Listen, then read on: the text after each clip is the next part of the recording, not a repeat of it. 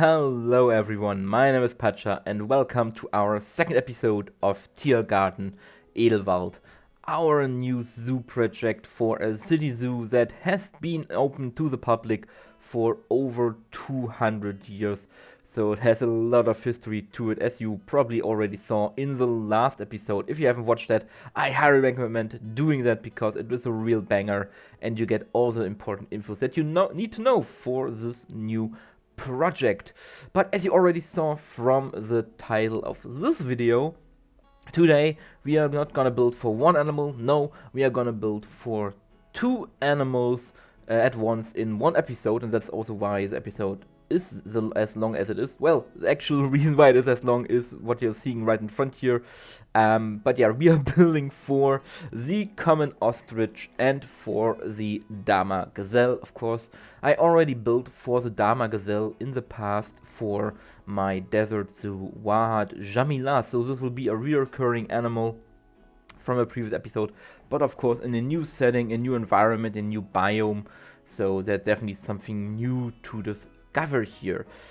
And of course the ostrich, an animal I have never really built for, ever also never really used in a zoo, apart from maybe franchise in the beginning of playing Planet Zoo. So I was really excited to build for these guys. And as I said, what we are doing at the moment here, which takes up most of the time of this video, is building the barriers of this exhibit. And we're not only building the barriers of the Ostrich exhibit and the Dama gazelle exhibit, but also of all exhibits basically that are aligned to the 6 exhibits in a row that are next to each other, that you saw probably in the last video already a little bit, and which are in front of the Dictic exhibit that you can see there in the background. And this is because I'm doing this on a rotation based, so I'm using the mud pillar technique. If you don't know that, the mud pillar technique basically means that I'm using the mud pillar piece, which is perfectly centered in the middle of the grid, and then I build other pieces aligned to that mud pillar, connected with, and then with rotating the mud pillar, that's what I wanted to say, I can perfectly rotate any piece that is connected to it in a circle around it, and that makes it easier for me to copy things around and get the distances right and the angles right, stuff like that. So this is a technique I used a lot in the zoo, also for the pavilion and for all the outlines that I already drew, these plaster pieces, blue plaster pieces, and purple ones that you see here. All of them mainly are made using the mud pillar technique. I also have a video about that on my channel in the tips and tricks section. I think it was the first video, so if you want to learn how to use the mud pillar to create perfect circles, I recommend watching that video. So these pillars, of course, and the gates that will accomplish them are from the Tierpark Schönbrunn in Vienna. Of course, the main inspiration for the central plaza in our zoo here. And a couple people asked if this will be a recreation of Zoo Vienna, or if I will also take inspiration from other zoos like Praha or artists in the Netherlands. And as I said in the first video, maybe it wasn't really clear. This is not a recreation. Of course, the central plaza in terms of of buildings and stuff like that, in some of the animals I use here, are a recreation of Vienna or Schönbrunn, but I will definitely go away from that zoo in some places, many places, and will do my own spins on that.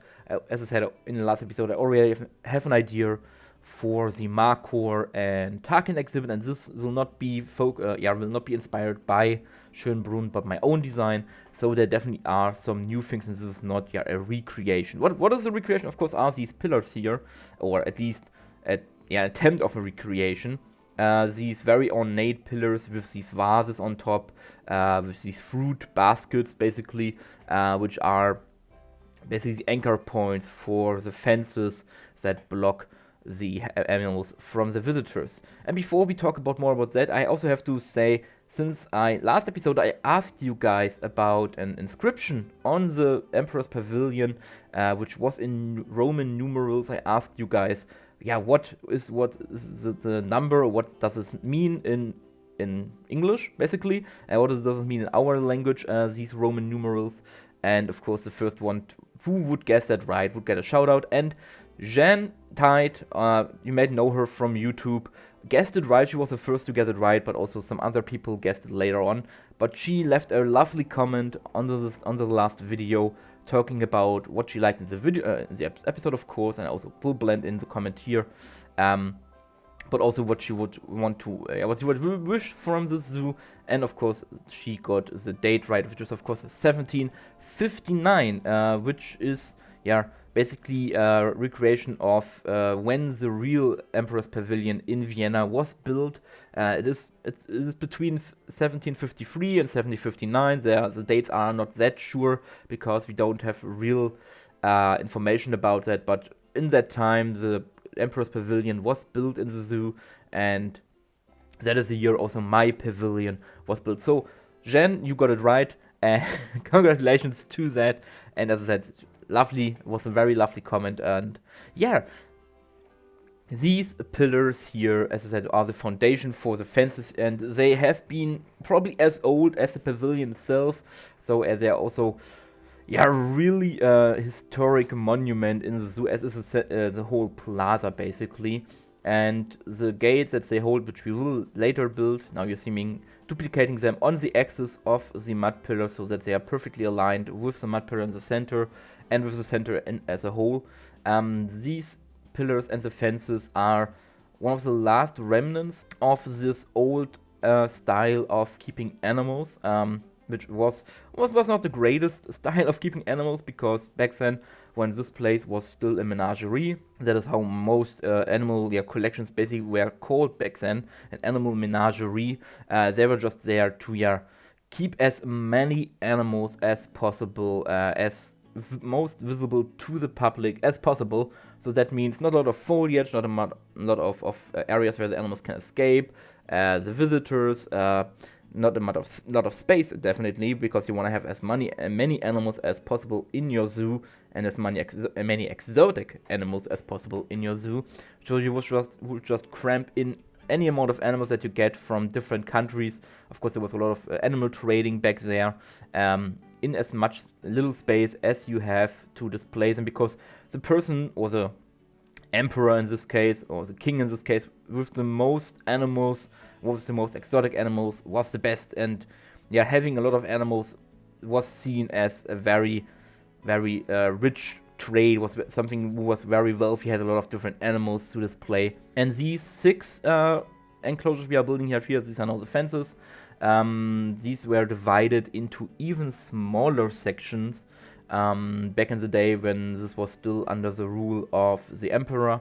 They were divided in sometimes up to 3 different smaller sections, and then they just cramp in rhinos and elephants and bears and stuff like that. So all kinds of animals, which is, looking at this nowadays with what we know what animals need, and with how we try to provide them a good living in animal parks, in zoos and stuff like that, and comparing that to how they have been kept in the past, it sometimes really makes my heart bleed.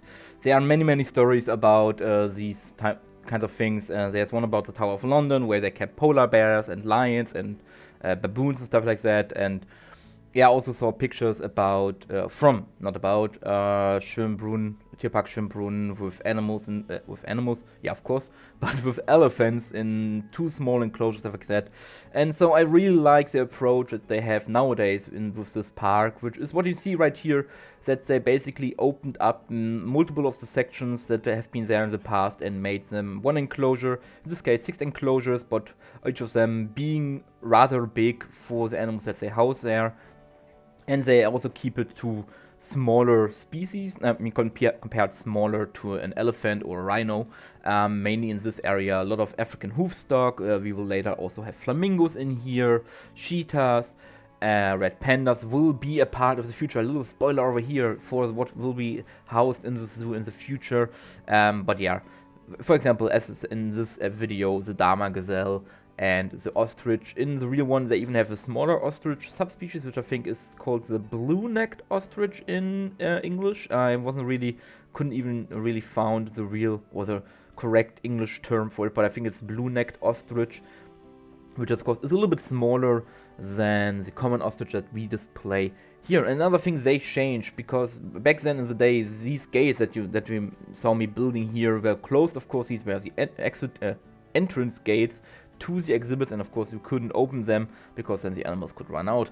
But nowadays they have been opening these gates. They have been putting in these glass barriers over here for the guests to basically go into the exhibit, have an in-exhibit look on the animals, which is super cool. If you ever have the chance to go to Schönbrunn, to Tierpark Schönbrunn, definitely recommend doing that, because it is such a cool feeling standing between these very old pillars, these very ancient Baroque-esque pillars and gates, and then just basically going into the exhibit and looking at the animals, which, the exhibits itself are wonderfully made. They are made with the animals in mind. There's a lot of space for them. There is a lot of room for them also to get away from the visitors, which is super cool.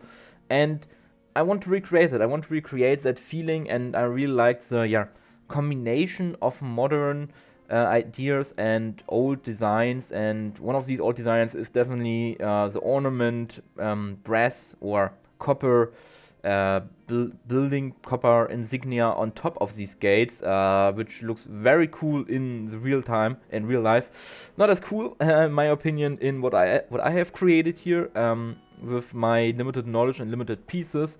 I tried my best to make something that looks cool. It definitely looks at something. You have to tell me what you think about it.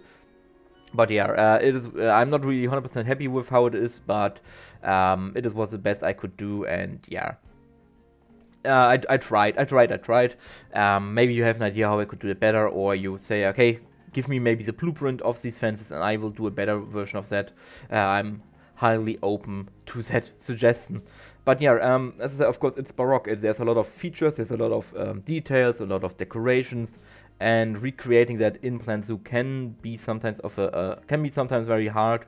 Of course, the pieces from the classic set, from the base game and the Euro pack, from the DLC as well as Twilight help with that. There's a lot of cool pieces in there, a lot of ornate pieces. And for one point, I'm happy about Plant Zoo pieces not being too generic, not too boring, so to say, but being a little bit over the top, being a little bit more ornate, because it really helps with this project. And I would never thought I would say that, but hey, here we go. But building the gates now, the closing mechanism at least, with the new string piece, as always. The string piece is amazing. And we're coming to our second line, basically of keeping the animals in, and this is hot wire. Also again using the string piece here, as this is our thinnest piece that we have in the game. Using the hot wire, basically making hot wire to keep the animals away, and then later after that we will also have a bit of a moat in front of that, which also of course doubles down as a water access area for the animals where they can get a nice drink. But of course it also creates a little bit of distance between the guests and the animals. And you will later see this in the real-time part at the end of this video, but the exhibits look smaller than they actually are. In fact, I even checked, and the two I built this episode are in line with how many animals I have in the game. Even with the in-game space requirements, they are basically the same with the animals I have there, so they are big enough. And all the other dimensions are exactly the same as the ones from the real zoo. I measured everything out via Google Earth and stuff like that. My exhibits are even a tad bigger than the ones in real life, but it is, I think, because of how the camera works, or the first-person camera, because this entrance, this gate entrance, or the space between the two gates, is in-game is 3 meters wide, and you will see that later in the real-time part. It's a 3 meter wide gap, which of course is enough space for a couple people to stand next to each other there. But when you are in the first-person camera in-game, it looks very much small. It looks very much cramped, and Yeah, there wouldn't be enough space for that, but there is. And I think the first-person camera, while it's great that we have it, has a little bit of a problem with the view being too broad, being too wide, that everything looks smaller than it actually is. And also, I don't think the height is really correct to what the in-game height would be. But yeah, it is what it is. But just the spaces are big enough for these animals. The gates are big enough for multiple people. And yeah, we also need to change a little bit out about one of the backstages that we built in the last episode. This being one of the big backstages, and because there are two different versions of this backstage in Vienna, the one that we built last time with the more protruding entrance and these smaller windows, and then we have this one which doesn't have this extra entrance area basically, and has these big windows that let you look into the backstage area, which is very cool. I have to make a second version for that. And yeah, before you hope for that, there will not be backstage interior building in this episode, simply because otherwise this video would have been even longer. So these backstages will still stay empty for now, but in a future episode, I won't say next episode also, but in a future episode I will build an interior or I will build interiors, plural, for these backstages, so of course that they would be functional for the animals living in the exhibit. And yeah, now we are basically almost we finished the hardest parts of this episode, the most time-consuming parts of this episodes, being the gates and the pillars and stuff like that. And now we are building with the very normal looking fence, very cheap looking fence almost. We are building the outer perimeters and the separation between the exhibits. But this is the fence they use in Schönbrunn, and I want to keep it relatively similar to Schönbrunn. Didn't want to go overboard with an extra ornate fence, stuff like that. You have your main viewing point, which is of course from the front, from the center plaza, and then these viewing points, they're not really made as viewing points. Of course you can view the animals from here, but they are more just as there's separation for the animals so they don't escape. So why spend copious amounts of money in making these barriers if they're not really a focal point, if guests are not really supposed to look at that? Why make them as ornate as possible if you're in the city zoo? And yeah, what you're working with is very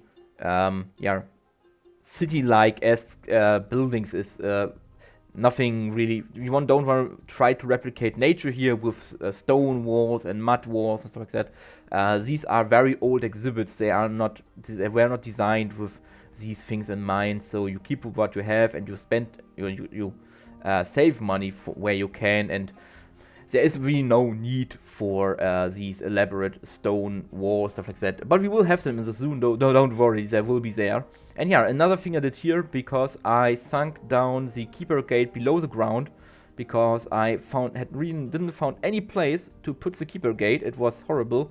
It is too big, too wide, it doesn't fit in. It doesn't fit in any place, but I wanted to, of course I need a keeper gate to get access to the animals, so I sank them into the ground, which of course caused a little bit of problems with the keepers itself, as they basically disappear underground and then reappear on the other side. But of course then I needed some access doors, and I made these custom ones very easy with some of the marquee beams from the Euro pack, of course the mesh pieces, and then the hooks from the conservation pack. So, and of course the hinges from the Euro pack. Nothing complicated here to give the illusion that there is a door, and the actual door is underground. But yeah, now we are getting into the meat and bones, the making of the exhibits now, and you will see me that I place the trees only on the side, so that in the middle of the area there are no trees. This is an open area, which of course gives the animals access to shady parts on the sides where they're a little bit more hidden, and then you have this middle part which is very public, which can be nicely seen by the guests, and the animals can see the guests, and they are more in the public. They have access to sunlight, stuff like that. So this way you can have both of both worlds. You have some private areas to the sides, and then some shady areas, private areas to the side, and then you have the public sunny place in the middle where the guests have a direct view onto the building in the background and onto the animals. And yeah, finally can use the Scots pine tree as intended, because there are also Scots pines in this area and it doesn't look out of place like it did in Raven Creek always. And I will leave you now, I think, to the rest of the speed build with some nice music. As I said, most part will here only be with planting, foliage, all the enrichment stuff and things like that, and then we will finish this area of the zoo. And yeah, as I said, I will leave you now to some music, and then I see you in the end in the real-time part.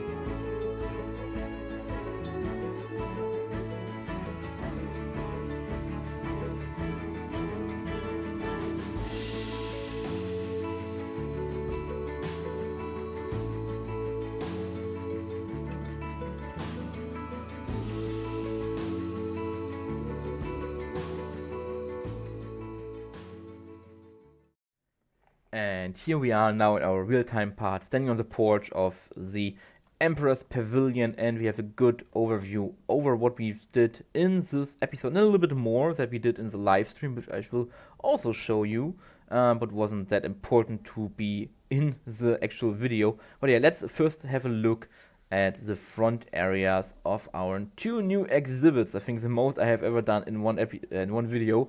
And we start, of course, with the pillars and the gate, and I'm really happy and excited how they turned out.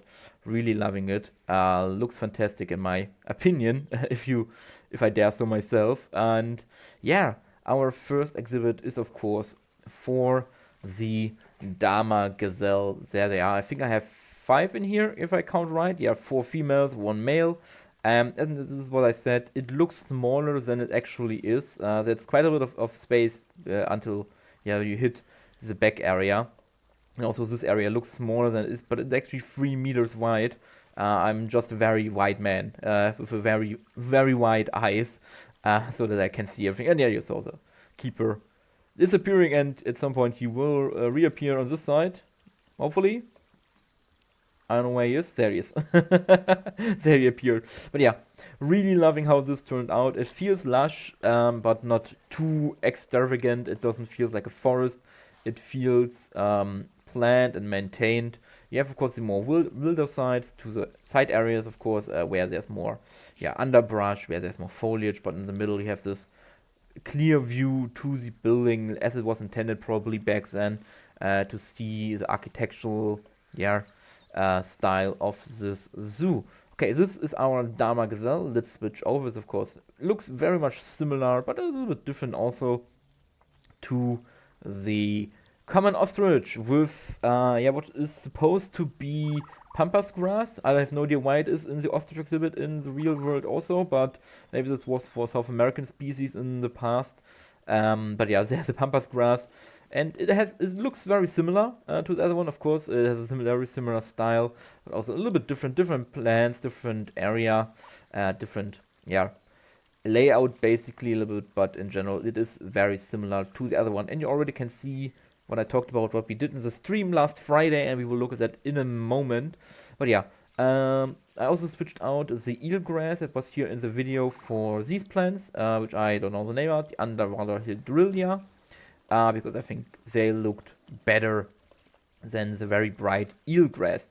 But yeah, these exhibits, of course, are empty right now, but we will fill them in the future. Let's go to the backside a little bit faster here, through one of our alleyways over here, where we also can get another look at the Dama gazelle. Of course, a very important animal to have in zoos because of the conservation, because they are very highly endangered, and without zoos they would have been gone extinct by now. So it's very nice to always see them in zoos and see them thriving. But yeah, through this empty field over here, which we'll ignore, and the empty backstages, as I said, will be filled in the future, we now have the Ostrich exhibit, of course, on this side from that episode, and we have this little backstage area over here, which in the real zoo is a habitat for southern screamers, if I'm not incorrect. I think the southern screamers here. I decided to basically make it.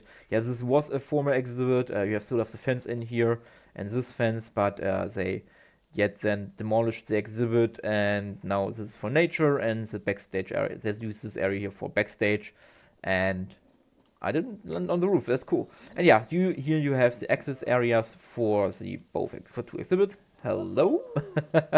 And you also have access to these 2 backstages, and you have this backstage over here, which has nothing in it. Probably was a backstage is a backstage for the Southern Screamer. Now there's nothing in it. I will probably make it a storage or something, put some things in there to store away. And yeah, you have a lot of tools over here, buckets and wheelbarrows and stuff like that to maintain the exhibits and care for the animals. But yeah, this is basically everything to show in this episode. Hello, my little damas. And we will jump over here. Whoop.